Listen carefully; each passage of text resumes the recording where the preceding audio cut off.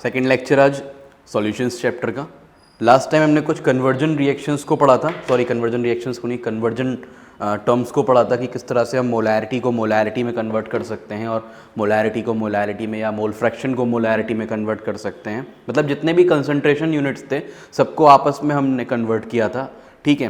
तो उस पर अब कुछ उस पर क्या पूरे ही चैप्टर पे कुछ क्वेश्चंस देख लेते हैं, फिर आगे वाले टॉपिक पे मूव करेंगे, ठीक है। जैसे कि अब यहाँ पे पहला क्वेश्चन हम देखने जा रहे हैं, नीट में आया हुआ ये, और ये है तुम्हारा 2013 का, ठीक है। बहुत ही सिंपल सा क्वेश्चन है।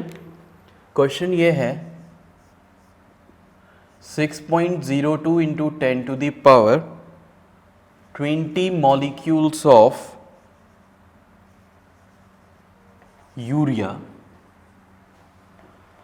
आर प्रेजेंट इन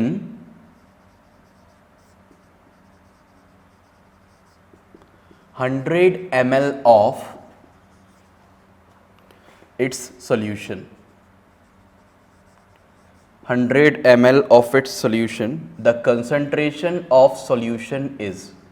तो solution का concentration क्या होगा? The concentration of solution is. ठीक है, ये पूछा है हमसे। क्या दे रखा है? 6.02 into 10 to the power 20 molecules urea के 100 ml ऑफ सॉल्यूशन में प्रेजेंट हैं, तो इसका कंसंट्रेशन क्या होगा? तो कंसंट्रेशन भाई मोल्स निकाल सकते हैं और वॉल्यूम दे रखी है ना, मास तो दे नहीं रखा, तो कंसंट्रेशन तो मैं निकालना पड़ेगा किसमें? मोलैरिटी के टर्म्स में, ठीक है। और मोलैरिटी किसकी इक्वल होती है? मोलैरिटी इक्वल होती है number of moles divided by volume, हैं। तो उसके लिए पहले नंबर ऑफ मोल्स कैलकुलेट करने पड़ेंगे। नंबर ऑफ मोल्स 1 डैश से mass divide by molar mass होते हैं, लेकिन ये क्या यहाँ 1 डैश लग सकता है? क्योंकि यहाँ तो मॉलिक्यूल्स हैं, तो यहाँ हम 2 डैश लगाएंगे, ठीक है। 2 डैश क्या था हमारा? Number of moles is equal to number of molecules divided by Avogadro's number. तो नंबर ऑफ मॉलिक्यूल्स हमको कितने गिवन है? 6.02 into 10 to the power 20 divided by Avogadro's number 6.02 into 10 to the power 23। Calculation को आसान रखने के लिए मैंने ये 6.02 लिया है, ठीक है। ये कैंसिल आउट हो जाएंगे and we will get 10 to the power -3। तो नंबर ऑफ मोल्स कितने आ गए? 10 टू द पावर -3 आ गए, ठीक है। इसके बाद अब हमें वॉल्यूम तो दे रखी है, तो हम मोलैरिटी निकाल सकते हैं। Molarity is equal to number of moles upon volume in litres. तो 10 to the power -3 divided by 100 ml है। 100 ml को हमें 1000 से डिवाइड करना पड़ेगा वॉल्यूम को लीटर में कन्वर्ट करने के लिए, है ना। तो ये कितना आ जाएगा? 10 to the power -3 divided by 10 to the power -1, और ये पावर जो है ऊपर जाके ऐड हो जाती हैं, सॉरी सब्ट्रैक्ट हो जाती हैं, तो ये हो जाएगा 10 to the power -2 which is equal to 0.01 moles per litre, ठीक है। तो या फिर 0.01 मोलर आ जाएगा। तो ये हमारा मोलैरिटी का क्वेश्चन था, इसमें हमने मोलैरिटी कैलकुलेट कर ली। थोड़ा सा क्या डिफरेंस था इसमें, ये क्यों कराया गया? क्योंकि पहली बात तो ये नीट में आया हुआ इसलिए कराया मैंने, और दूसरी बात ये क्योंकि इसमें मॉलिक्यूल्स वाला टर्म दे रखा है, तो वहाँ तुम कंफ्यूज ना हो जाओ, इसलिए ये क्वेश्चन यहाँ पे करना पड़ा। नेक्स्ट क्वेश्चन पे मूव करते हैं।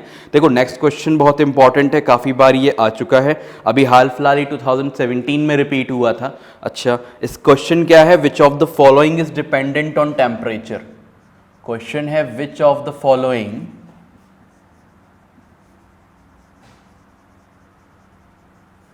Is dependent on temperature. इनमें से कौन सा टेम्परेचर पे डिपेंडेंट है, कौन सा टेम्परेचर पे डिपेंड करेगा? ए ऑप्शन है तुम्हारा वेट परसेंटेज,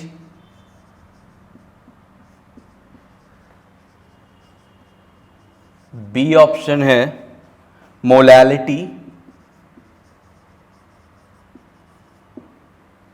सी ऑप्शन है मोलैरिटी, एंड डी ऑप्शन है मोल फ्रैक्शन। अब हमें यह बताना है कौन सा कंसंट्रेशन यूनिट टेम्परेचर पे डिपेंड करता है और कौन सा नहीं करता है। तो ये देखो वेट परसेंटेज में क्या है? वेट परसेंटेज का फॉर्मूला क्या था? Mass of solute divided by mass of solution into 100, है ना। तो वहां पे नीचे डिनोमिनेटर में मास ऑफ सॉल्यूशन आ रहा था। सेकेंड पार्ट में number of moles divided by mass of solvent, number of moles divided by mass of solvent, molarity होती है तो वह मास ऑफ सॉल्वेंट आ रहा है। मोलैरिटी क्या होता है? मोलैरिटी होता है number of moles divided by volume of solution in litre. तो ये अकेला ऐसा है जिसमें वॉल्यूम का टर्म आता है, N/V इसका फॉर्मूला है। मोल फ्रैक्शन में क्या है? Number of moles upon total number of moles, तो वहां वॉल्यूम नहीं आ रहा। अब ये वॉल्यूम, मोलैरिटी वॉल्यूम पे डिपेंडेंट है। मोलैरिटी किस पे डिपेंडेंट है? वॉल्यूम पे, और वॉल्यूम डायरेक्टली प्रोपोर्शनल होती है टेम्परेचर के, अकॉर्डिंग टू चार्ल्स लॉ, है ना। Volume is directly proportional to volume, sorry volume is directly proportional to temperature, ठीक है। वॉल्यूम टेम्परेचर के डायरेक्टली प्रोपोर्शनल है, इसीलिए हम कह सकते हैं कि मोलैरिटी टेम्परेचर पे डिपेंड करेगी, क्योंकि इसमें वॉल्यूम का टर्म आ रहा है। तो हम कह सकते हैं यहां पे सी ऑप्शन होगा। और कोई कंसंट्रेशन टर्म जो कि डिपेंड करता हो टेम्परेचर पे?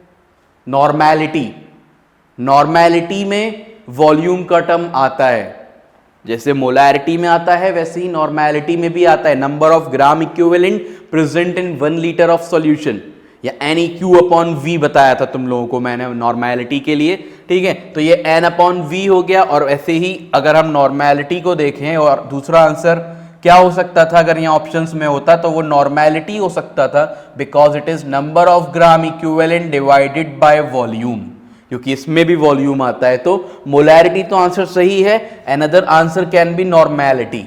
अगर ऑप्शन में नॉर्मैलिटी होता तो नॉर्मैलिटी भी आंसर हो सकता था, ठीक है। तो ये हमारे ये दो कंसंट्रेशन यूनिट्स हैं, कंसंट्रेशन पैरामीटर्स हैं, जो कि टेम्परेचर पे डिपेंड करते हैं, ठीक है। Now coming to the third question, तीसरा क्वेश्चन देख लेते हैं, इसके बाद थर्ड क्वेश्चन पे आते हैं।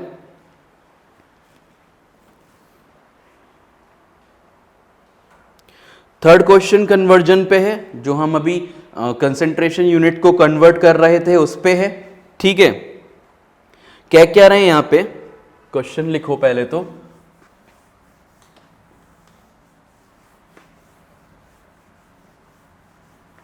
What is the mole fraction of the solute in a 1 molar aqueous solution? 2015 का क्वेश्चन है ये। What is the mole fraction?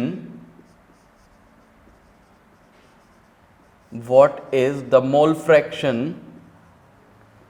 of the solute? ये बात भी ध्यान में रखनी है कि सॉल्यूट का पूछा है, सॉल्वेंट का पूछ लेते तो डिफरेंट चीज हो जाती, बिल्कुल फॉर्मूला उल्टा हो जाता, ठीक है। Of solute in a 1 molal, M का मतलब molal, molality, aqueous solution, 1 molal aqueous solution, ठीक है। अब यहां से हमें मोलैलिटी और मोल फ्रैक्शन में क्या रिलेशन है वो देखना है। तो मोलैलिटी और मोल फ्रैक्शन में क्या रिलेशन होता है? XB, XB is mole fraction of solute divided by 1 minus XB into 1000 upon M double dash, है ना। 1000 divided by M double dash. M double dash मैंने क्या बताया था? M डबल डैश मैंने तुम लोगों को बताया मोलर मास ऑफ सॉल्वेंट होता है। तो अब यहां से XB वी डोंट नो, या 1 आ जाएगा, XB अपॉन 1 माइनस XB हो जाएगा into 1000 divided by molar mass of water होगा ना, एक्वस सॉल्यूशन है तो सॉल्वेंट इज वाटर हेयर, यहां पे सॉल्वेंट जो है वो वाटर है, तो हम इसे 18 से डिवाइड कर देंगे, ठीक। तो ये तुम्हारा यहां से सब कैलकुलेशन करने के बाद मोल फ्रैक्शन कितना आ जाएगा? XB की वैल्यू कितनी आ जाएगी? 0.0177। कैलकुलेशन तो कर ही सकते हो ना, इसको इधर लेके जाना पड़ेगा, ये 1 माइनस XB हो जाएगा, है ना। थोड़ा सा करके दिखा देता हूं मैं, फिर खुद आके तुम लोग से कैरी ऑन कर लेना, जरूरत तो नहीं होनी चाहिए लेकिन फिर भी कभी कभी कंफ्यूजन हो जाती है। देखो तो ये हो जाएगा 1 minus XB is equal to 18 आ जाएगा साथ में इसके, इज इक्वल टू 1000 XB, ठीक है। तो ये हो जाएगा 18 minus 18 XB is equal to 1000 XB। तो 18 is equal to 1018 XB, XB is equal to 18 divided by 1018, और यहां से है ना, ये तो होगा, ठीक है, सब सही है। 18 इज इक्वल टू 1018 XB, और यहाँ से हम क्या करेंगे फिर, ये ऑप्शन ए इसका ये जो आंसर दे रखा है यहाँ पे 0.0177, ये तुम कैलकुलेट करके निकाल सकते हो। तो यहाँ से ये XB की वैल्यू आ जाएगी मोल फ्रैक्शन ऑफ सोल्यूट की। ठीक है भाई, क्लियर हो गई बात, समझ में आ गया होगा। अच्छा, अभी हमने कन्वर्जन का सिर्फ ये एक ही क्वेश्चन करा, हमने यहाँ पे मोल फ्रैक्शन को मोलैलिटी को मोल फ्रैक्शन में कन्वर्ट करा है ना। इसी फॉर्मूले से हम मोल फ्रैक्शन को मोलैलिटी में कन्वर्ट कर सकते हैं। अभी हमने मोलैलिटी को मोल फ्रैक्शन में करा, हम मोल फ्रैक्शन को भी मोलैलिटी में कन्वर्ट कर सकते हैं। कुछ और क्वेश्चंस देख लेते हैं इसके बाद। कुछ और क्वेश्चंस में हमारे पास एक क्वेश्चन है जो कि एनसीईआरटी का है, और क्वेश्चन ये है, a solution of glucose is labelled as 10% weight by weight. एक सॉल्यूशन है, एक मिनट, ये वाला नहीं था, एक सॉल्यूशन है, इज ऑब्टेन्ड बाय, ये रहा यहाँ पे, एक मिनट मैं क्वेश्चन को लिख देता हूं।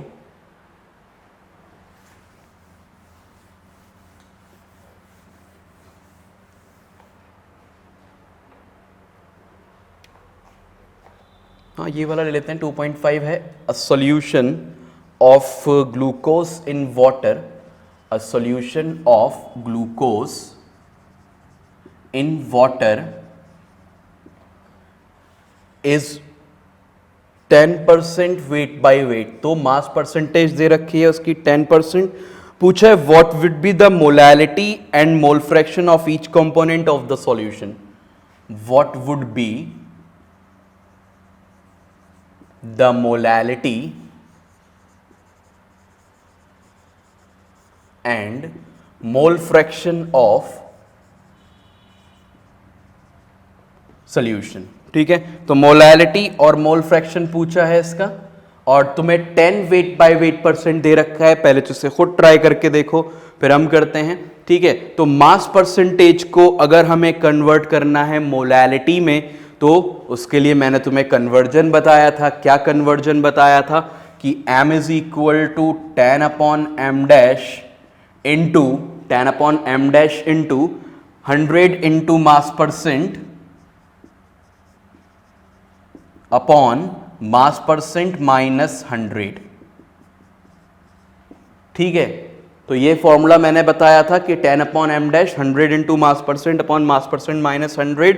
तो अब यहां हम क्या करेंगे, वैल्यूज पुट करेंगे। जो ग्लूकोज की जो मोलर मास होता है m डैश, सॉल्यूट का मोलर मास होगा, तो यहां 180 आ जाएगा। 100 इंटू मास परसेंट कितनी है, 10 है, डिवाइडेड बाय 10 माइनस 10% है, 10 माइनस 100 हो जाएगा ये।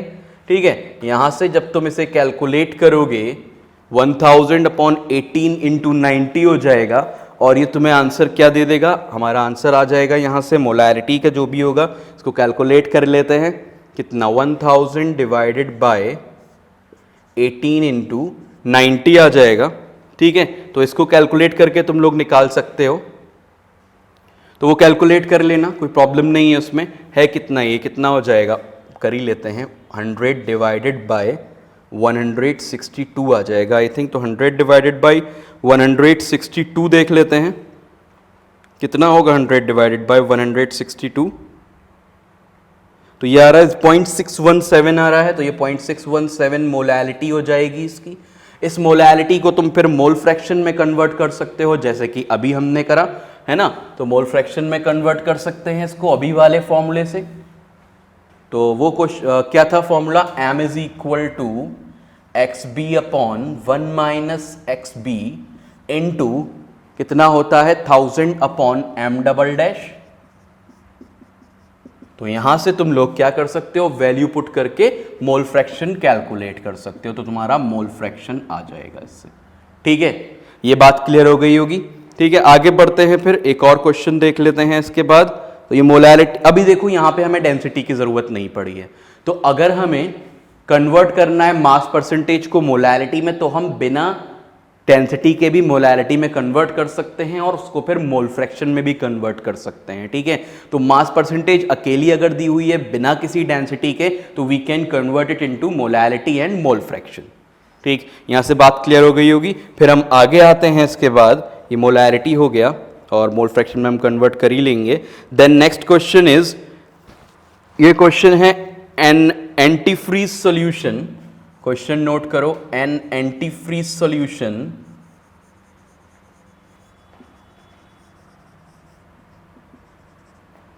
एक antifreeze solution is prepared from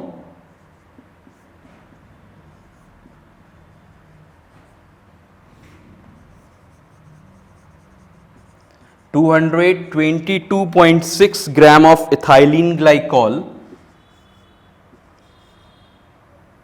ethylene glycol मैंने इजी लिख दिया है इथाइलिन ग्लाइकॉल को इतना और इसका फॉर्मूला C2H6O2 इन लोगों ने दे रखा है, ठीक है।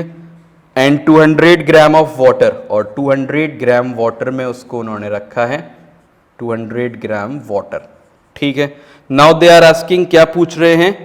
पहले तो इन्होंने बहुत सिंपल सा एक क्वेश्चन पूछा है, कैलकुलेट द मोलैलिटी। तो कैलकुलेट करनी है मोलैलिटी इसकी, कैलकुलेट द मोलैलिटी, पहला क्वेश्चन ये है इनका। फिर इसका एक और पार्ट है, सेकंड पार्ट में दे आर आस्किंग कि अगर डेंसिटी 1.072 है सॉल्यूशन की, if density of solution is 1.072 ग्राम पर मिलीलीटर, अगर इतनी डेंसिटी है ग्राम पर ml, तो what is it's molarity, what is it's molarity, ठीक है। तो क्वेश्चन सबको समझ में आया। क्वेश्चन में क्या है कि 222.6 ग्राम ऑफ इथाइलिन ग्लाइकॉल को हम 200 ग्राम वाटर में डिसॉल्व कर रहे हैं, तो हमें मोलैरिटी चाहिए।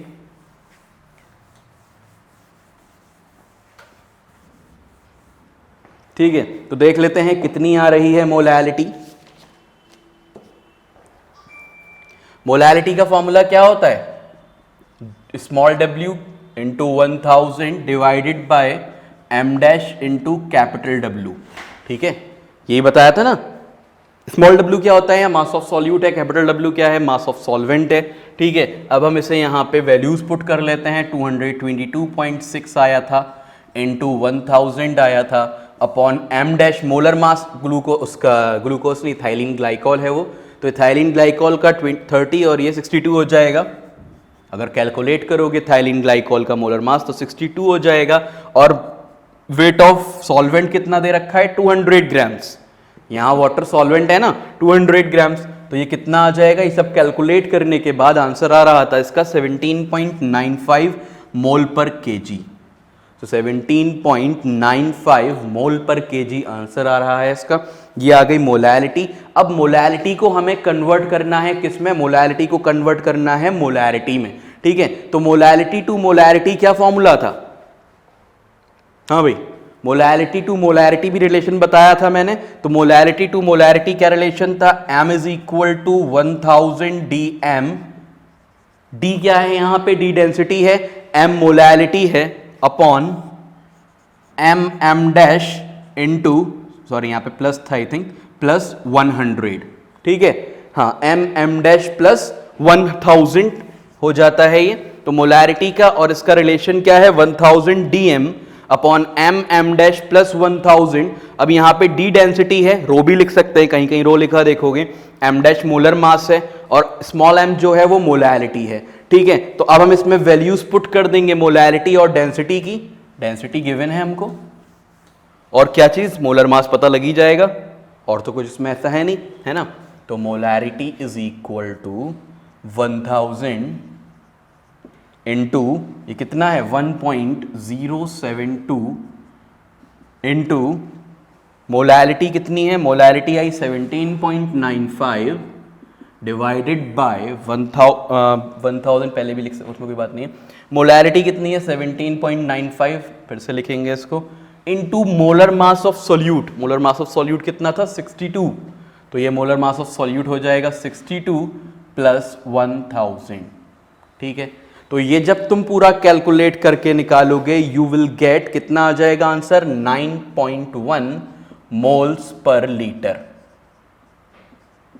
ठीक है। तो ये आ गई मोलैरिटी मोलैरिटी को हमने डायरेक्टली कन्वर्ट कर लिया यहाँ मोलैरिटी में। ठीक है, तो ये दो क्वेश्चंस हो गए। एक लास्ट क्वेश्चन और देख लेते हैं, वो क्वेश्चन आया हुआ है। ये दोनों क्वेश्चंस एज अ सैंपल थे कि तुम्हें अगर मास परसेंटेज गिवन हो और डेंसिटी मोलैरिटी को मोलैरिटी में कन्वर्ट करना हो तो हम कैसे करेंगे। अच्छा, अभी एक दो क्वेश्चंस और हैं कि किस तरह से हम मास परसेंटेज को कन्वर्ट करेंगे मोलैरिटी में। ठीक है, तो मोलैरिटी में मास परसेंट को कैसे कन्वर्ट करेंगे उसके लिए एक क्वेश्चन देख लेते हैं। तो क्वेश्चन ये है, इसमें सारी चीजें आ जाएंगी एक साथ।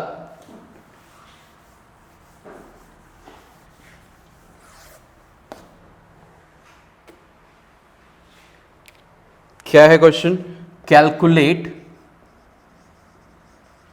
बहुत अच्छा क्वेश्चन है ये, कैलकुलेट मोलैरिटी। तो मोलैरिटी कैलकुलेट करनी है, मोलैरिटी कैलकुलेट करनी है और मोल फ्रैक्शन कैलकुलेट करना है। Calculate molarity, molarity and mole fraction.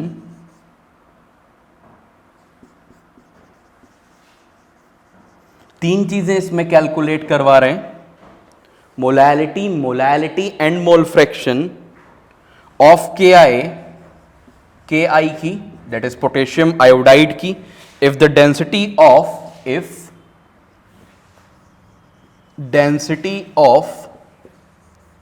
20% weight by weight, 20% दे रखा है ये हमें, 20% weight by weight aqueous KI is 1.202 ग्राम पर मिलीलीटर्स। ये तुम्हें डेंसिटी दे रखी है, मास परसेंटेज दे रखी है। ठीक है, तुमसे क्या क्या पूछा है? मोलैरिटी, मोलैरिटी और मोल फ्रैक्शन। तो मास परसेंट और डेंसिटी का रिलेशन, मास परसेंट और मोलैरिटी का रिलेशन बहुत ही सिंपल सा था। क्या था मास परसेंट और मोलैरिटी का रिलेशन? स्कोर अप कर लेते हैं पहले। ठीक है, तो मोलैरिटी इक्वल होता है 10D अपॉन m डैश, यहां पे d डेंसिटी है तुमको मालूम है ना, m डैश क्या है? मोलर मास है, इनटू मास परसेंटेज। ये तुम्हें रिलेशन मैंने बताया था दोनों के बीच का। तो अगर यहां तुम वैल्यूज पुट कर दोगे तुम्हारा आंसर आ जाएगा 10 इंटू, कितना है इसका डेंसिटी कितनी दे रखी है? 1.202, मास परसेंटेज 20 है, मोलर मास के आई का कितना होगा अगर कैलकुलेट करोगे तो 166 हो जाएगा, और तुम्हें मोलैरिटी यहां से मिल जाएगी 1.45। ठीक है, मोलैरिटी मिल जाएगी 1.45। फिर मोलैरिटी को कन्वर्ट करना है किसमें? मोलैलिटी में। तो वो तुम कर चुके हो उससे पहले, फॉर्मूला अप्लाई करना है डायरेक्ट और तुम्हारा आंसर मोलैलिटी में आ जाएगा। देन हम मोल फ्रैक्शन निकाल लेते हैं। मोल फ्रैक्शन किससे? मोलैरिटी से निकाल के देखते हैं, थोड़ा सा प्रैक्टिस हो जाएगी कि मोलैरिटी से मोल फ्रैक्शन वाला फॉर्मूला लगा लेंगे यहां पे हम।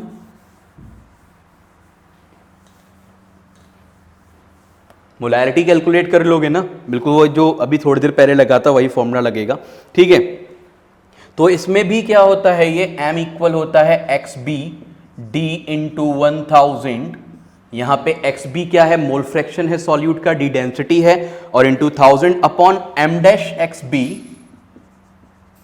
Plus m double dash 1 minus XB।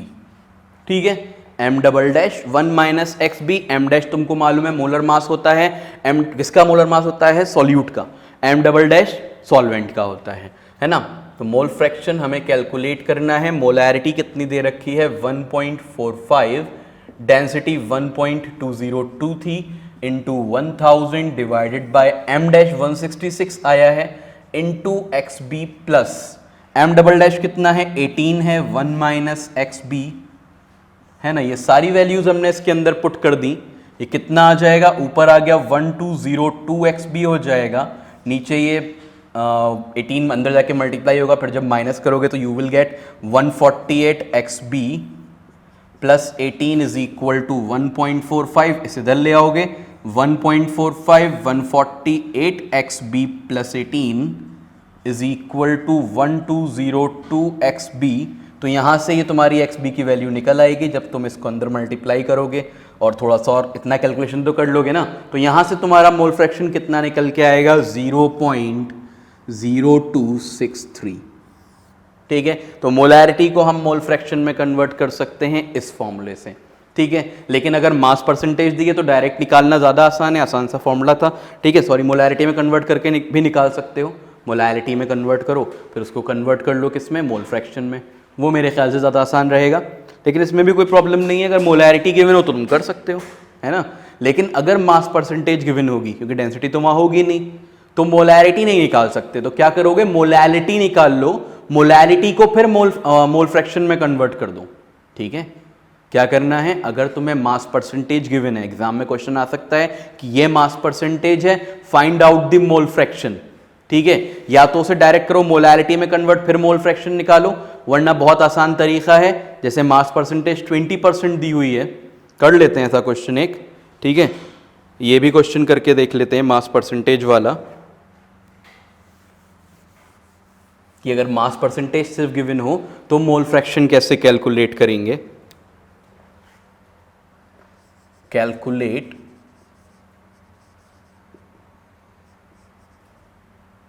the mole fraction of benzene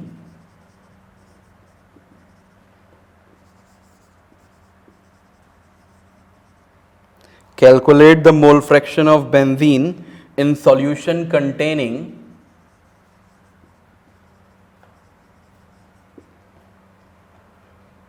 in solution containing 30% by mass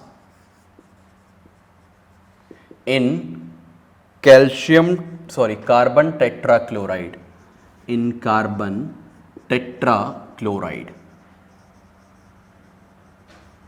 ठीक है, इन कार्बन टेट्राक्लोराइड। तो अब यहां क्या होगा, तुम्हें क्या गिवन है, 30% मास परसेंटेज सिर्फ गिवन है, और बेंजीन किस में है, 30% कार्बन टेट्राक्लोराइड में। तो तुम क्या करो, टोटल मास को 100 ग्राम एज्यूम कर लिया करो, टोटल मास भी 100 ग्राम्स मान लिया हमने, ठीक है। तो मास ऑफ बेंजीन कितना हो जाएगा, यहां से W ले लेते हैं क्योंकि बेंजीन सॉल्यूट है, तो 30 ग्राम्स हो जाएगा, बिकॉज इट इज 30%, क्योंकि ये 30% है, ठीक, ठीक है। क्या इसको हम कन्वर्ट करते हैं, पहले तो वेट इसका दे रखा है, टोटल मास हमने 100 ग्राम मान लिया है, और मास ऑफ सॉल्यूट कितना आ गया, 30 ग्राम, क्योंकि 30% दे रखा था, ठीक है। तो अब यहाँ पे मोल फ्रैक्शन निकालने के लिए तुम्हें क्या क्या चाहिए, मोल फ्रैक्शन निकालने के लिए नंबर ऑफ मोल्स सॉल्यूट के ऊपर होने चाहिए upon total number of moles होना चाहिए, तो उसके लिए दोनों के मोल्स पता होने चाहिए। तो भाई जो सॉल्वेंट है उसका मास कितना हो जाएगा, 100 माइनस 30 यानी कि 70 ग्राम्स हो जाएगा। अब जो हमारा ये number of moles of solute है जिसको हम NB लेंगे, वो मास अपॉन मोलर मास होता है बाय 1 डैश, कितना आ जाएगा ये मास अपॉन मोलर मास लगा के 1 डैश का मतलब 30 डिवाइडेड बाय 78, 30 को हम डिवाइड करेंगे 78 से, ठीक है, और 30 को जब हम डिवाइड करेंगे 78 से वी विल गेट 0.38, ठीक, और Na हो जाएगा 70 डिवाइडेड बाई इसका मोलर मास, ये 78 किसका था, बेंजीन का मोलर मास था, क्योंकि यहाँ बेंजीन की बात हो रही थी। बेंजीन का फॉर्मूला होता है C6H6, ये बेंजीन का फॉर्मूला है C6H6, तो 12 6 72 प्लस 6 78, 78 से डिवाइड कर दिया 0.38 आ गया। अब NaCCl4, CCl4 कार्बन टेट्राक्लोराइड क्या होता है, कार्बन टेट्राक्लोराइड होता है CCl4, 35.5 इंटू 4 प्लस 12, तो कितना हो जाएगा ये 142 हो जाएगा, 142 और 12 कितना हो जाएगा, 142 इसका हो गया, और 142 और 12 154 हो जाएगा। तो 70 डिवाइडेड बाय 154, तो 70 को जब हम 154 से डिवाइड करेंगे तो कितना आएगा, देखते हैं, 70 डिवाइडेड बाय 154, तो ये आ जाएगा 0.45, तो यहाँ से नंबर ऑफ मोल्स कितने आ गए इसके, 0.45 आ गए। यहाँ भी 1 डैश लगाया है हमने, mass divided by molar mass किया है ना। तो ये number of moles of B आ गए, number of moles of A आ गए। अब हमें मोल फ्रैक्शन निकालना है अगर B का, तो XB इक्वल हो जाएगा NB divided by Na plus NB, ठीक है। तो it is 0.38 divided by 0.38 plus 0.45, तो कितना हो जाएगा ये 0.38 डिवाइडेड बाय 0.53 0.83 हो जाएगा, ठीक है, तो इसका मोल फ्रैक्शन कितना आ जाएगा 0.46 आ रहा है मोल फ्रैक्शन सॉल्यूट का। XB की वैल्यू आ गई 0.46 और यहीं से तुम XA कैलकुलेट कर सकते हो, इसमें से 1 माइनस करके यू विल गेट 0.54। तो हमसे सिर्फ सॉल्यूट का ही पूछा गया था, तो वो हो जाएगा 0.46 मोल फ्रैक्शन उसका, ये हमारा आंसर हो जाएगा। ठीक है, तो इस तरह से हम मास परसेंटेज को डायरेक्टली कन्वर्ट कर सकते हैं किसमें, मोल फ्रैक्शन में।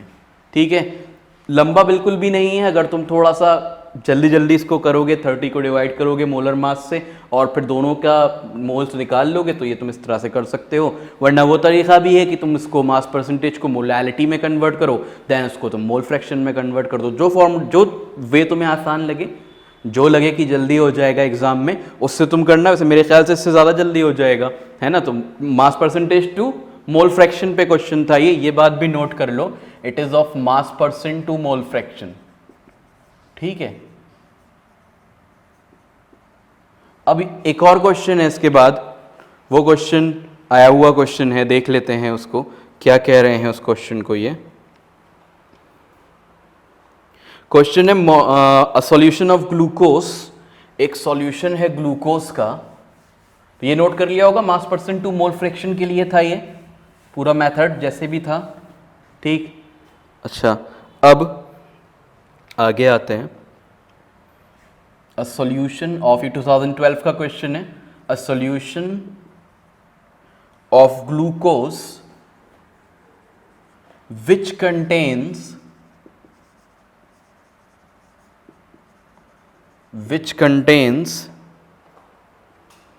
18 ग्राम पर लीटर, जिसमें 18 ग्राम पर लीटर हो, इज, सिर्फ इतना सा क्वेश्चन है कि सॉल्यूशन है ग्लूकोज का, उसके अंदर 18 ग्राम पर लीटर ग्लूकोज है और वो होगा A 2 मोलल, ऑप्शंस दिए हैं 2 मोलल, B दिया है 1 मोलल, C दिया है 0.1 मोलल और D ऑप्शन दिया है तुम्हें 18 मोलल। ठीक है, अब इसमें हमें क्या करना है, 18 ग्राम पर लीटर दे रखा है, हमें निकालनी है क्या, मोलैलिटी निकालनी है ना। तो 18 ग्राम पर लीटर का मतलब क्या है कि 18 ग्राम सॉल्यूट का, यानी कि W 18 दे रखा है और सॉल्यूशन की वॉल्यूम दे रखी है 1000 लीटर। ठीक है, कितनी दे रखी है, 1000 लीटर दे रखी है। इसको हम कन्वर्ट कर लेंगे, अब ये वाटर के लिए ही होगा तो हम इसको कन्वर्ट कर लेंगे किसमें, 1000 ग्राम में। तो ये हो जाएगा W is equal to 1 kilogram.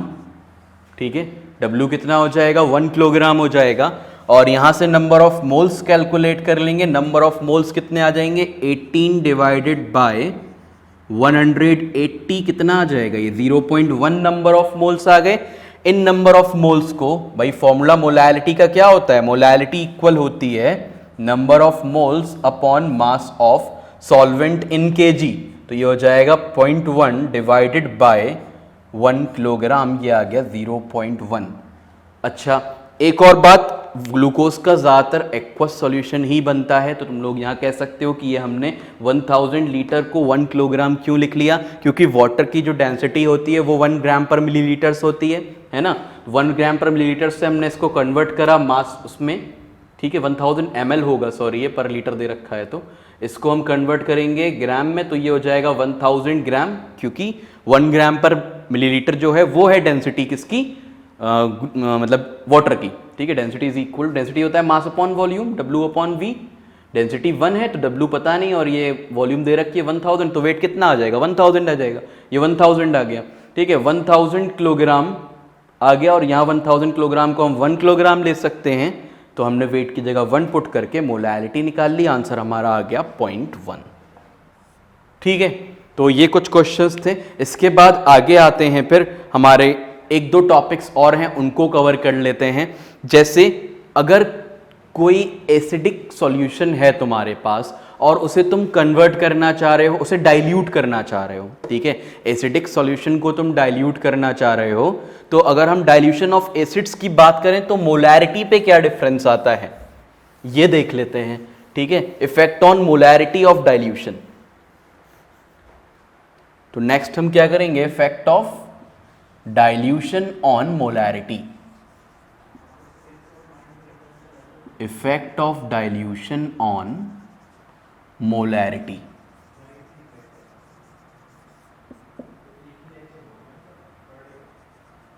ठीक है, डाइल्यूशन का इफेक्ट मोलैरिटी के ऊपर। ठीक, अब मोलैरिटी हम कोई क्वेश्चन ले लेते हैं पहले तो, जैसे कि हमारे पास 0.5 मोलर एंड 2 लीटर HCl है। 0.5 मोलर 2 लीटर HCl है, तुम इसकी वॉल्यूम को कन्वर्ट करना चाह रहे हो इस डाइल्यूटेड टू, इसको हमने डाइल्यूट करा, इस डाइल्यूटेड टू किस में डाइल्यूट कर दिया हमने, हम कह रहे हैं x molar and 4 litre HCl में डाइल्यूट कर दिया। ठीक है, 0.5 मोलर एंड 2 लीटर HCl था, उसको हमने डाइल्यूट करा x molar and 4 litre HCl में। तो यहां पे अब देखो एक और बात, एक बात यहां क्या समझनी है हमें कि जितने नंबर ऑफ मोल्स यहां थे उतने ही नंबर ऑफ मोल्स यहां होंगे। किसके? HCl के। भाई जो सॉल्यूट है वो हमारा HCl है ना, तो जितने नंबर ऑफ मोल्स उसके पहले थे उतने ही बाद में रहेंगे। ऐसा क्यों है? क्योंकि हमने HCl का अमाउंट तो चेंज ही नहीं करा ना, उसमें हमने सिर्फ वाटर ही तो ऐड करा है। डाइल्यूशन का मतलब क्या है? वाटर ऐड कर देना किसी भी एसिड के अंदर तो वो डाइल्यूट हो जाता है ना, तो हमने तो वाटर ऐड करा है, एसिड में तो हमने कोई चेंज करा ही नहीं है। तो यहां से हमारा फॉर्मूला क्या बन सकता है, हमें पता है नंबर ऑफ मोल्स इक्वल होता है, पहले तो ये बताओ मोलैरिटी का क्या फॉर्मूला है। मोलैरिटी का फॉर्मूला है number of moles upon volume, है ना, तो m into V is equal to number of moles कह सकता हूं मैं। ठीक है, और पहले वाले केस के लिए हमने m1v1 मान लिया नंबर ऑफ मोल्स को, दूसरे केस के लिए m2v2 मान लिया। m1v1 भी n के इक्वल है, m2v2 भी n के इक्वल है। ठीक है, तो मैं खैर इतना सारा एग्जाम में नहीं लिखना है, सिर्फ समझाने के लिए है कि मोलैरिटी इक्वल होती है number of moles upon volume के, है ना।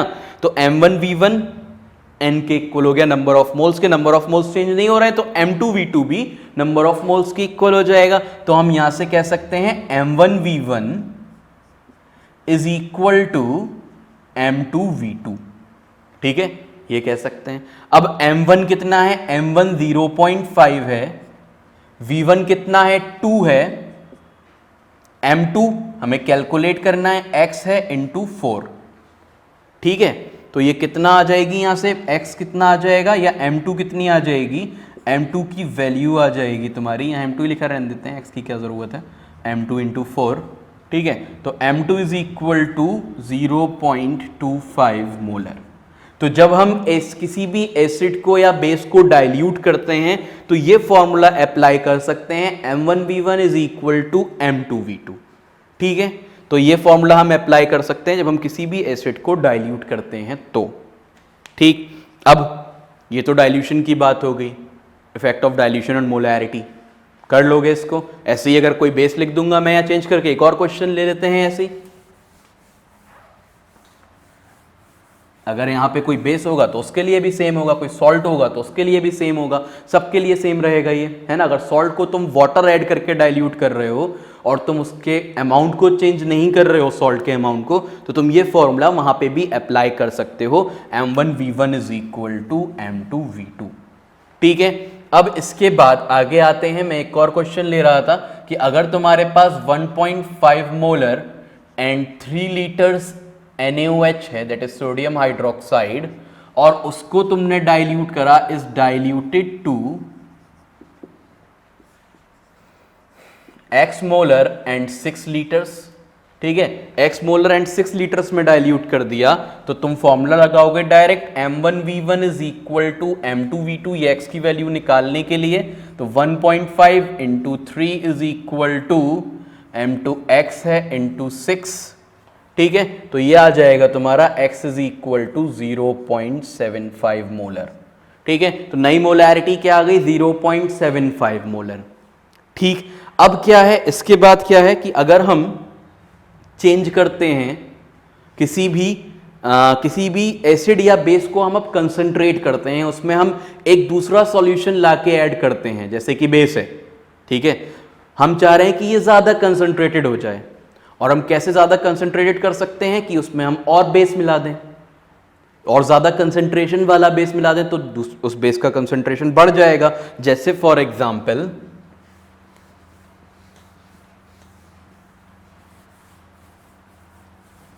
हाँ, तो मैं क्या बता रहा था, इफेक्ट ऑफ इंक्रीजिंग कंसंट्रेशन, हम लिखेंगे आप इफेक्ट ऑफ इंक्रीजिंग कंसंट्रेशन। अभी हम डाइल्यूट कर रहे थे तो वहां कंसंट्रेशन डिक्रीज होता है जब डाइल्यूशन करते हैं, ठीक है। अब हम कंसंट्रेशन इंक्रीज कर रहे हैं, effect of increasing concentration on, effect of increasing concentration on what, on acids, basis और सॉल्ट्स। एसिड्स एंड बेसिस की बात कर लेते हैं, एसिड्स एंड बेसिस। सॉल्ट्स के लिए भी वैसे कोई दिक्कत की बात नहीं है, सॉल्ट्स के लिए भी हो सकता है ये, ठीक है। और एसिड बेसिस एंड सॉल्ट्स भी लिख सकते हो इसको, कोई प्रॉब्लम नहीं है इसमें, ठीक है। अब जैसे फॉर एक क्वेश्चन इसमें देख लेते हैं कोई, अगर मिल जाता है इस पे तो, वरना बना लेंगे नहीं मिलेगा तो।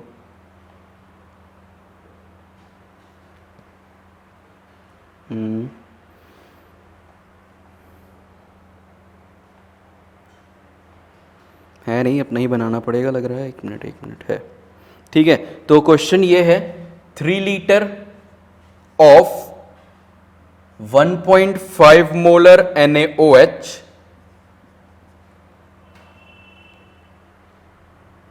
3 litre of 1.5 molar NaOH plus 2 litre of 2.5 molar NaOH, ठीक है।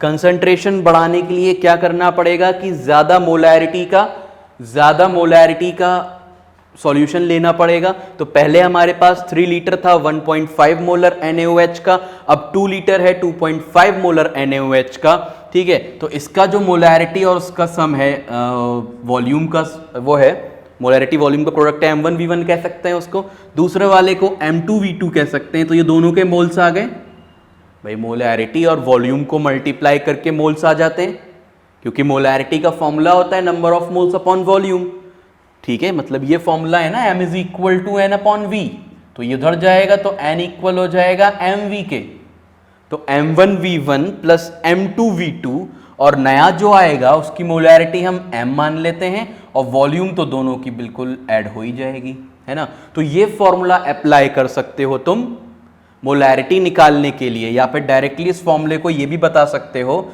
M1V1 plus M2V2 divided by V1 plus V2, ठीक है। डायरेक्टली इस तरीके से भी लिख सकते हो कि नए सॉल्यूशन के मोलैरिटी जब वो कंसंट्रेट हो गया, जब हमने उसमें और सॉल्यूशन ऐड कर दिया और वो कंसंट्रेट हो गया, तो नई मोलैरिटी क्या हो जाएगी, ठीक है। तो नई मोलैरिटी क्या हो जाएगी, M1 कितना है 1.5 इंटू V1 कितना है 3 प्लस M2 2.5, V2 है 2 divided by V1 plus V2 कितना हो जाएगा 3 प्लस 2, 3 लीटर और 2 लीटर, ठीक है। तो ये कितना आ जाएगा 7.5 प्लस 5 डिवाइडेड बाय 5, ये कितना आ जाएगा 12.5 डिवाइडेड बाय 5, तो यह आ गया हमारा 2.5 मोलर, ठीक है। तो रिजल्टिंग मोलैरिटी कितनी आ गई 2.5 मोलर आ गई, ठीक है। 5 to the 10, हाँ ठीक है, सही है। तो ये हमारा रिजल्टिंग मोलैरिटी आ गई इस फॉर्मूले से, जब हमने क्या करा कि 3 लीटर हमारे पास 1.5 मोलर NaOH था और 2 लीटर 2.5 मोलर NaOH था। अब यहां पे ये समझो कि ये जो M1V1 है, ये दोनों के मोल्स हो गए M1V1 M2V2, और total number of moles before addition is equal to total number of moles after addition, ये तो हो गई, क्योंकि मास तो तुम चेंज कर नहीं रहे हो सॉल्यूट का, है ना। तो ये हमने इस तरह से इसको MV1 प्लस MV2 लिख सकते हैं दोनों को, तो मैंने M कॉमन ले लिया है, V1 प्लस V2 आ गया वहां पे, है ना। ये 3 लीटर था, वो 2 लीटर था, तो ये 5 हो गया, 7.5 हो गया, ये 5 आ गया यहाँ पे, तो 12.5, इसके बाद हमने उसको 5 से डिवाइड कर दिया, तो हमारा आंसर आ गया, ठीक है। तो ये मोलैरिटी आ गई किसकी, रिजल्टिंग सॉल्यूशन की, जब हमने दो सॉल्यूशंस को ऐड करा, ठीक है, ऐसे ही किसी एसिड को भी ऐड कर सकते हो और उसका तुम मोलैरिटी निकाल सकते हो। ठीक है, तो अभी हमने क्या पढ़ा कि हम डाइल्यूशन करेंगे, डाइल्यूट करेंगे यानी कि कंसंट्रेशन कम करेंगे किसी सॉल्यूशन का तो क्या इफेक्ट पड़ेगा, और कंसंट्रेशन बढ़ाएंगे तो क्या इफेक्ट पड़ेगा। ठीक है, ये हो गया तुम्हारा पूरा कंसंट्रेशन वाला टॉपिक कंप्लीट। अब कंसंट्रेशन में कोई चीज नहीं बची है, सारे क्वेश्चंस कर चुके हैं हम, सारे कन्वर्जन्स कर चुके हैं। ठीक है, इसके बाद जो नेक्स्ट टॉपिक है वो है वेपर प्रेशर। अब इसके बाद हम बात करते हैं वेपर प्रेशर की। क्या होता है वेपर प्रेशर? ठीक है, तो वेपर प्रेशर देख लेते हैं इसके बाद।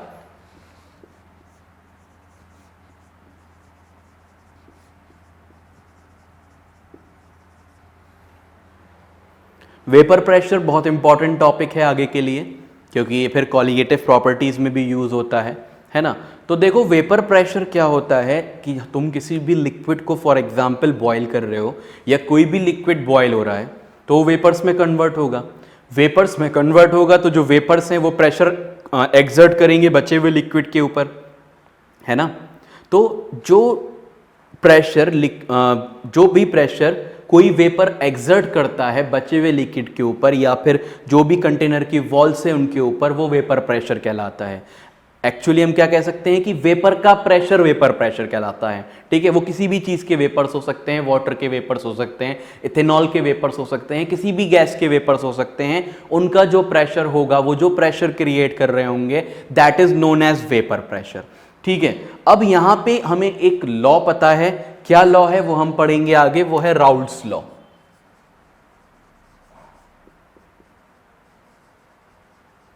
राउल्ट्स लॉ क्या कहता है कि किसी भी गैस का पार्शियल प्रेशर, अच्छा अभी बात खत्म नहीं हुई, अभी हम जो वेपर प्रेशर पढ़ रहे थे वो तो हो गया कि तुमने कोई भी प्योर लिक्विड लिया, उसको बॉयल करना शुरू करा, उसने जो, या कोई भी गैस ली, उसने जो भी प्रेशर एक्सर्ट करा वो उसका वेपर प्रेशर हो गया, है ना। कोई भी गैस ले ली तुमने कंटेनर के अंदर, तुमने जो भी उसका प्रेशर, जो भी वो प्रेशर एक्सर्ट करेगी वो उसका वेपर प्रेशर हो जाएगा। ठीक है, लेकिन अब यहां पे एक टर्म आता है पार्शियल प्रेशर। तो पार्शियल प्रेशर क्या है? वेपर प्रेशर तो क्लियर है, पार्शियल प्रेशर क्या है? तुमने फॉर एग्जांपल नाइट्रोजन और ऑक्सीजन या किसी भी दो गैसेस को मिक्स कर दिया, ठीक है, तो मिक्स होने के बाद जो उनका प्रेशर होगा मिक्सचर में, कोई मिक्सचर है फॉर एग्जांपल बहुत सारी गैसेस का, एयर जैसे मिक्सचर है, तुमने कहीं एयर को बंद कर रखा है तो उसमें बहुत सारी गैसेस हैं, उन सब का अपना अपना प्रेशर है। तो मिक्सचर में आने के बाद जो प्रेशर कोई भी कंपोनेंट क्रिएट करता है वो कहलाता है उसका पार्शियल प्रेशर। तो हम उसे पार्शियल प्रेशर क्यों कह रहे हैं? क्योंकि वो टोटल के मुकाबले थोड़ा कम है, टोटल के मुकाबले तो कम हो गई, तो पार्शियल प्रेशर उसको बोलते हैं जो कोई भी कंपोनेंट मिक्सचर में आने के बाद एक्सर्ट करता है। ठीक है, उसको हम पार्शियल प्रेशर बोलते हैं। तो राउल्ट्स लॉ यही स्टेट करता है, it states that partial pressure of a component, partial pressure of a component is directly proportional to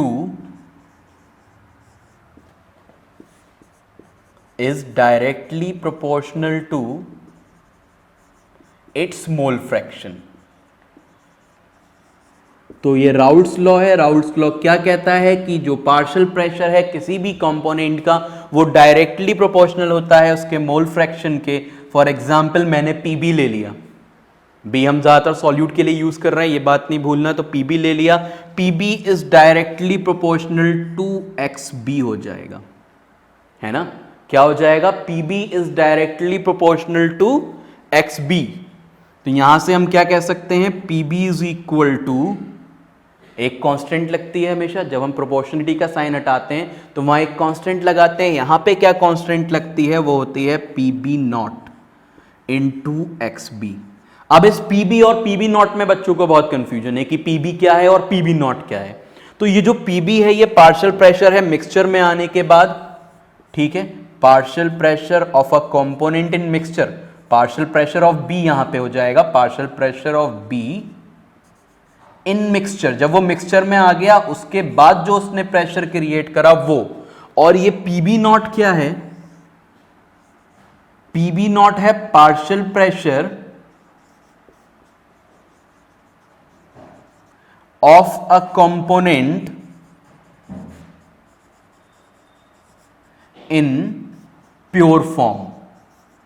जब वो प्योर फॉर्म में था, मतलब किसी के साथ मिक्स नहीं था, जब वो प्रेशर क्रिएट कर रहा था, that will be denoted by PB not.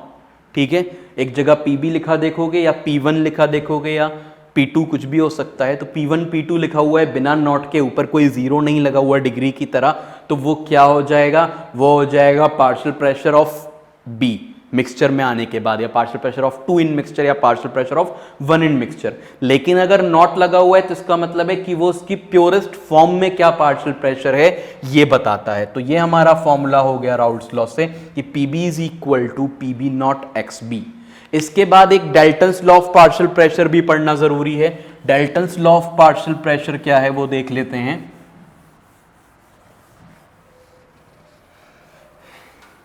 Dalton's law of partial pressure,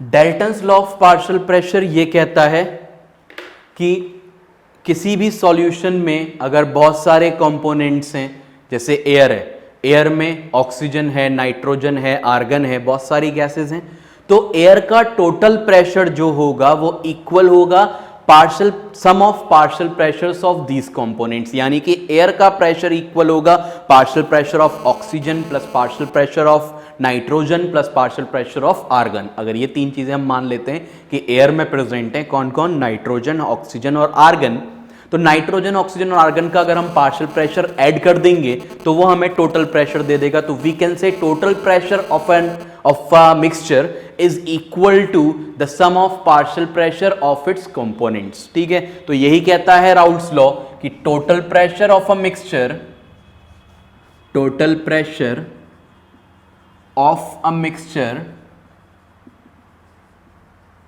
is equal to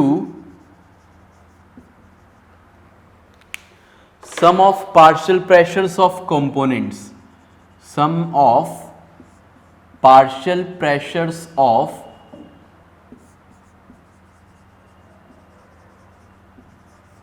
each component। Her component के पार्शियल प्रेशर को ऐड कर दो, अच्छा तो क्या आ जाएगा, टोटल प्रेशर आ जाएगा। अब यहां पे क्या खास बात है, यहां पे बात यह है कि हम पढ़ रहे हैं बाइनरी सॉल्यूशंस।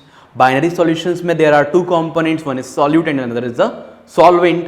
तो जो टोटल प्रेशर है किसी भी सॉल्यूशन के केस में वो इक्वल हो जाएगा PA प्लस PB के। क्या कर दिया हमने, PA प्लस PB। A हमने सॉल्यूट लिया है जो कि हम ले ही रहे थे बहुत देर से, और B हमने क्या ले लिया, B ले लिया सॉल्यूट। ठीक है, A solvent, B solute, B को ज्यादातर सॉल्यूट ले रहे हैं ना, तो PA plus PB total pressure हमारा इक्वल आ गया PA प्लस PB। अच्छा, यहां पे एक फॉर्मूला तुमने ये याद कर लिया, बहुत इंपॉर्टेंट है।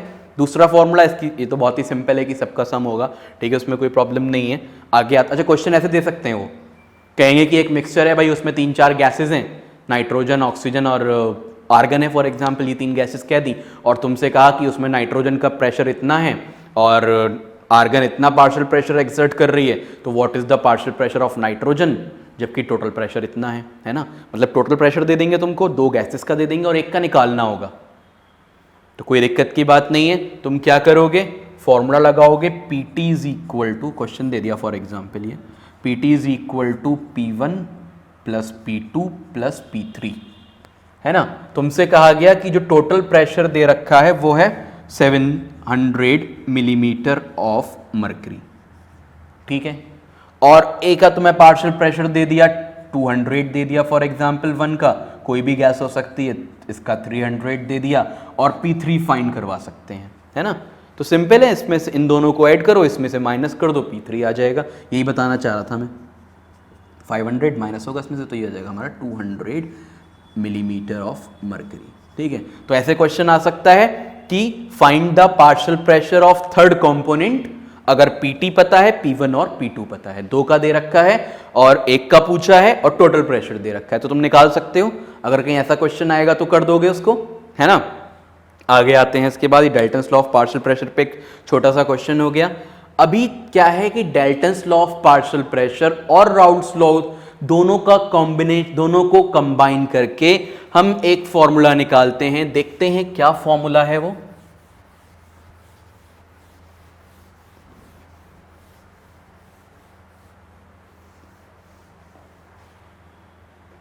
क्या फॉर्मूला आएगा? PT is equal to PA plus PB। PT is equal to PA plus PB होता है। तो हम इसे राउल्ट्स लॉ के फॉर्म में, PT को ऐसे रहने दो, इसे हम लिख सकते हैं PA not XA plus PB not XB। ये लिख सकते हैं PA not XA plus PB not XB। कोई डाउट नहीं है इसमें, है ना? ये राउल्ट्स लॉ से आया, ये कैसे आया? According to Raoult's law. ठीक है, तो अब यहां पे हम क्या करेंगे? PA नॉट यहां हम लिख देंगे 1 minus XB plus PB not XB।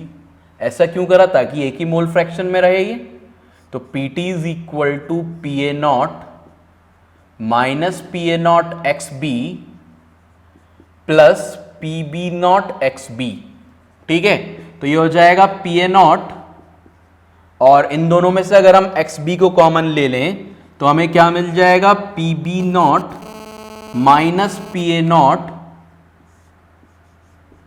XB, है ना? PT इज इक्वल टू, ठीक, ये बात समझ में आ गई होगी, है ना? एक और चीज हो सकती है यहां पे। अब ये तो अभी हमने XB के टर्म्स में इसलिए क्योंकि सॉल्यूट की ज्यादातर बात होती है। अब कभी कभी वो सॉल्वेंट की बात भी कर सकते हैं। अगर सॉल्वेंट की बात करी तब क्या होगा? तब के लिए देखते हैं कि यहां तक तो बिल्कुल सेम रहेगा। हम यहां पे ये भी लिख सकते हैं PA not XA plus PB not XB की जगह क्या लिख सकते हैं? 1 माइनस XA। ये क्यों, कैसे हो रहा है 1 माइनस XB 1 माइनस XA? क्योंकि मोल फ्रैक्शन का टोटल सम 1 होता है, बताया हुआ है मैंने तुम लोगों को। टोटल मोल फ्रैक्शन कितना होता है? 1 होता है। तो अगर हमें XA मालूम है तो 1 माइनस XA कर सकते हैं, और XB मालूम है तो 1 माइनस XB कर सकते हैं दूसरे को निकालने के लिए।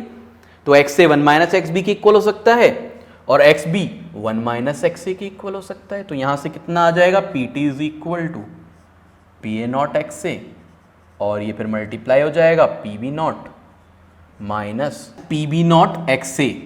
ठीक है, तो ये माइनस PB नॉट XA हो गया।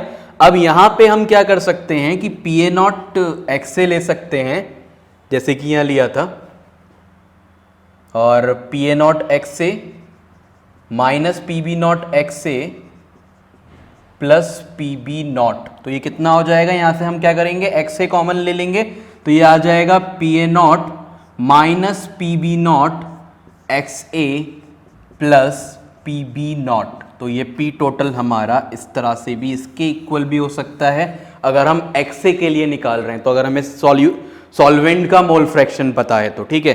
इसी पे एक क्वेश्चन था बिल्कुल सेम ऐसे ही। क्या क्वेश्चन है? इसको मैं इधर लिख दे रहा हूं। ये दोनों फॉर्मूले तुम्हारे पास लिखे हुए हैं, लास्ट वाले, इन्हीं की जरूरत भी है। ठीक है, एक उस वाले की और एक इसकी। देखो, एक क्वेश्चन 2012 में आया हुआ है। PA and PB are vapor pressures of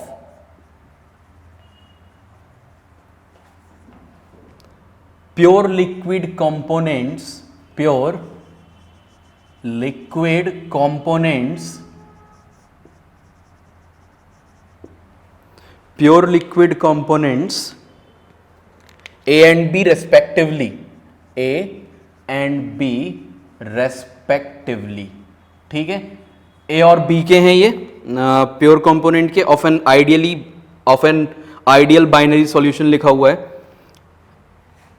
if XA represents, अगर XA रिप्रेजेंट कर रहा है mole fraction of component A, component A के मोल फ्रैक्शन को कौन इंडिकेट कर रहा है? XA कर रहा है। तो टोटल प्रेशर क्या होगा? The total pressure of solution is.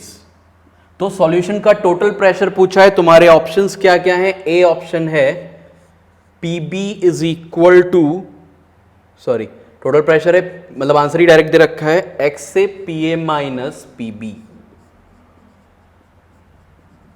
ठीक है।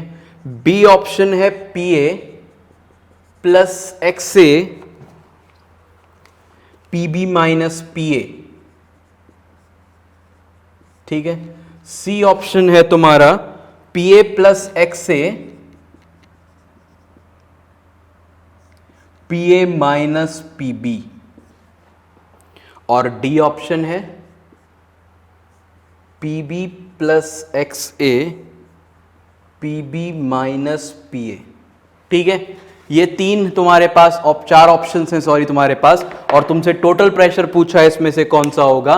तो अगर हम डी से शुरू करते हैं, अगर ये है तो पी बी अगर यहां आ रहा है तो ये यहां पे ये चीज गलत हो रही है, एक्स ए के साथ P A minus P B आना चाहिए, है ना, तो इसलिए ये ऑप्शन गलत हो गया। अगर हम इन दोनों को मैच करें, इससे तो मैच होगा नहीं है क्योंकि एक्स ए आ रहा है इसमें, है, और सब में एक्स ए ही आ रहा है, किसी में एक्स भी नहीं आ रहा, तो हम इस वाले फॉर्मूले से तो हमको मतलब ही नहीं रहा, जब एक्स भी नहीं आ रहा तो हम इसको तो ले ही नहीं सकते। सिर्फ पी ए एक्स ए वाले की बात कर रहे हैं तो एक्स ए वाले को देख लेते हैं। तो ये देखते हैं कि डी ऑप्शन में तो नहीं है, P B minus P A आ रहा है, इसमें P B minus P A आ रहा है, पर यहां पे पी ए आ रहा है, यहां पी बी नॉट आना चाहिए। भाई अगर इन दोनों को हम मैच करें तो इस जगह पे पी बी नॉट आना चाहिए, नहीं आना चाहिए, तो ये भी गलत हो गया। सी ऑप्शन देखो, पी ए अपनी जगह, यहां भी पी ए आ गए, और ये पी ए माइनस, दोनों चीजें गलत हो गई।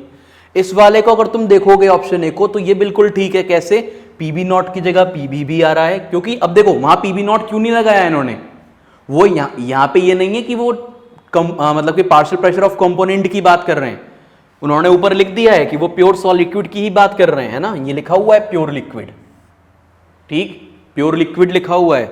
तो ये जो पी ए और पी बी है, ये पी ए नॉट और पी बी नॉट ही है एक तरह से, बस उन्होंने उनका डिनोट करने का तरीका अलग है, हमारा अलग था, हमारा नॉट वाला था, ठीक है। तो अब ये क्या होगा, ये ऑप्शन बिल्कुल सही दिख रहा है, देखो पी बी नॉट की जगह पी बी आया हुआ है, एक्स ए की जगह एक्स ए है, और P A not minus P B की जगह P A minus P B है, तो ए ऑप्शन तुम्हारा करेक्ट हो गया अकॉर्डिंग टू दिस, ठीक है। ये बात समझ में आ गई। अगर इस पे क्वेश्चन आ चुका है तो पहले वाले पे भी आ सकता है जो पहले लिखा था, ठीक। इतना ही रखेंगे इसको, वेपर प्रेशर को यहीं छोड़ते हैं और अभी चैप्टर को यहीं छोड़ते हैं, बाकी हम नेक्स्ट लेक्चर में डिस्कस करेंगे जो कुछ भी है। अभी कॉलिगेटिव प्रॉपर्टीज वाला टॉपिक बचा हुआ है तो हम उसको वहां पे पढ़ लेंगे, थोड़ा आइडियल सॉल्यूशंस वाला टॉपिक भी बचा हुआ है, इसके बाद आइडियल सॉल्यूशंस कवर करना है, फिर हम इस कॉलिगेटिव प्रॉपर्टीज पे आ जाएंगे, ठीक है। और वांट ऑफ फैक्टर भी है, तो ये नेक्स्ट लेक्चर में कंप्लीट करने की पूरी कोशिश करेंगे इसको हम। चलो।